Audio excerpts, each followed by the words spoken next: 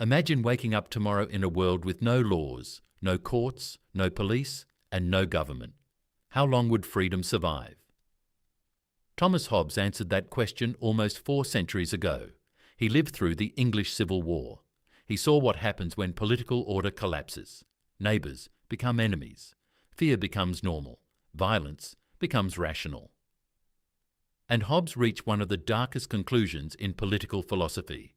Without a common power, life becomes solitary, poor, nasty, brutish, and short. His point was not that humans are always evil, it was worse. Humans do not need to be evil for society to collapse. They only need to be afraid.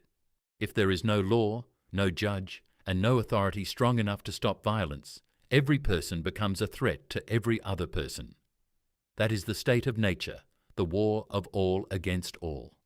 So Hobbes offered a brutal solution, Leviathan, a sovereign power strong enough to keep the peace. We give up part of our natural freedom.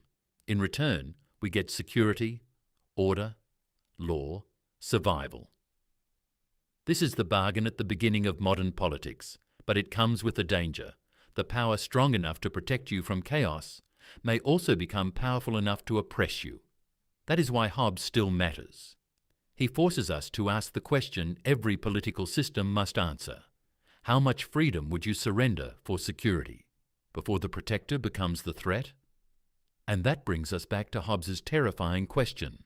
How long would freedom survive without power?